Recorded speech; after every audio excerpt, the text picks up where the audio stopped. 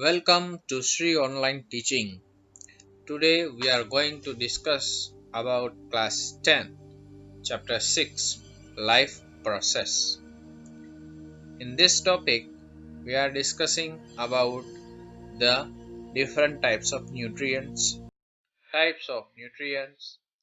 and we will discuss about the different aspect of living and non-living organisms. So, let's begin our chapter without wasting a time. Things that is alive. As we know, the things which can walk, which can chew, which can breathe, and which can reproduce are generally known as a living things.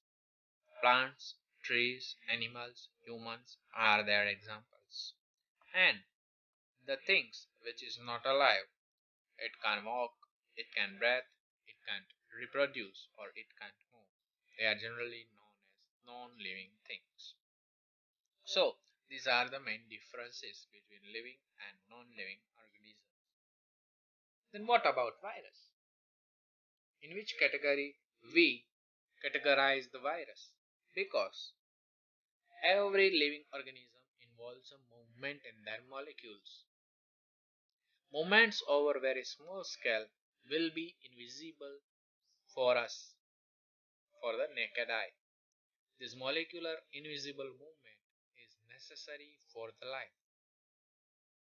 In case of virus, which is invisible to us and does not possess any molecular movement in free state, how can we say that virus is a living? So, this thing is very and it is very difficult to say whether the virus is alive or not because in free state virus is not alive. But when it enters in any organism, it gets food and nourishment from it and become an alive. And after becoming alive, it reproduces. So, virus can be stay in free state as a non-living and in any organism as a living being. So, in both the ways, it occurs, living as well as non-living. So, it is very difficult to say whether the virus is alive or here we discuss about the molecule. Then what is this movement and why are they needed for life? We have seen in our earlier class that living organisms are there for they have tissues. Tissues have cells and cells have smaller because of the effect of the environment. This organized ordered nature is very likely breaking down to rearranging it. This breaking down is necessary. If this order breaks down, the organism will no longer be alive. So live creatures must keep repairing and maintaining since they all are involving so much of activity, breathing, respirating, digesting, all such types of activities are going on in a living organism and this activity involves a movement. Since all these structures are made up of molecules, they must have molecular activities and the molecules move around all the time. That's why the molecular movement is needed for life.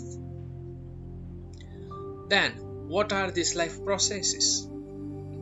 The maintenance function of living organism must go on even when they are not doing anything particularly.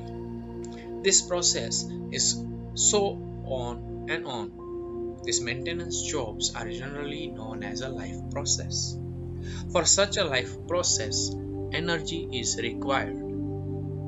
To transfer energy from a source to inside to the body of organism, we have to take a food or generate a energy by ourselves or create a food by ourselves. This process we commonly call nutrition, and there are two types of nutrition.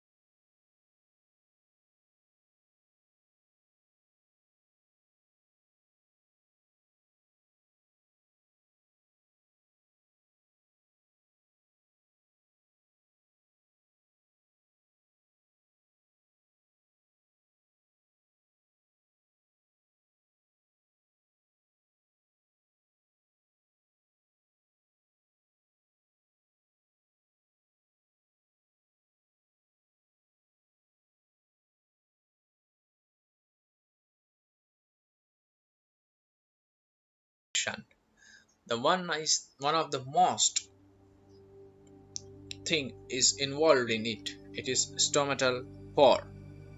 So now we are going to learn about the process of photosynthesis and the role of stomata in it. As you see here, in photosynthesis, carbon dioxide and water mix it together in presence of sunlight, and with the help of chlorophyll it converts into glucose or say starch, and in this reaction oxygen releases and also water vapor releases. That's why this is the reason when we are sitting under the tree, the temperature under the tree is less than compared to that of the temperature of atmosphere outside the tree due to the humidity. So, in photosynthesis, three main steps are involved. The first one is absorption of light energy using chlorophyll. Second one is conversion of light by chemical energy and splitting of a water molecule into hydrocarbon and oxygen, and the third but the last step, which is very important, reduction of carbon dioxide to carbohydrate. So for this, stomata is very important. So now we are going to learn the role of stomata. Working of a stomata. During the process of photosynthesis, a massive amount of gases exchange takes place. Plant can inhale carbon dioxide in it and releases oxygen at the same time. But it is important to note that the exchange of gases occurs across the surface of the stems, roots, leaves as well, not only with the help of stomata. But during the exchange of gases with the help of stomata, there is so much more water amount is lost. This loss of water amount is occur during the photosynthesis process. And since the large amount of water can also be lost through this stomata process, the plant, when it overs the photosynthesis, when it is done with the photosynthesis, there is no need for stomata to open further. So the opening and the closing of the stomata is very important. For the opening and the closing of the stomata, there is a function. There is a cell is involved in it, which is known as a guard cell. When water flows into them, it causing a guard cell or a stomatal pore to open. And similarly, when water sinks out from the guard cell, it causing the stomatal pore to close or shrink, and thereby the exchanging of water and gases takes place. So this all about the stomatal process, which is very important. So during this photosynthesis, the carbon dioxide which presents in air, it absorbed by the plants, and here is the reaction through which we can detect that the plant absorbs carbon dioxide from atmosphere. For that, two vessels are prepared. In first vessel, plant is kept along with the potassium hydroxide, and on another one, the plant is placed in absence of potassium hydroxide. In vessel number 1, when plants trying to absorb carbon dioxide from atmosphere, this carbon dioxide is absorbed by the potassium hydroxide, and not that much sufficient amount will be absorbed by the plant itself, and so it can't produce that much of starch. And when we are doing the iodine test for starch present in the leaves, it is not that much positive. And on the other hand, when we are trying to react the leaves of the other vessels, it generally gives us a very rapid reaction and gives us a color change in plant leaves, because in that vessel potassium hydroxide is absent. So during photosynthesis, the number or say molecule of carbon dioxide absorbed by the plant is very high, and it easily converts it into starch during photosynthesis, and the generation of starch is taking place. And with the reaction with iodine, it changes its color. So from this reaction, we can understand that during the photosynthesis, plants are absorbing carbon dioxide from atmosphere and converting it into the starch. That's all about for this lecture. Please do like, share and subscribe it. and hit the bell icon to receive the notification regularly. Thank you. Thank you for watching Shri Online.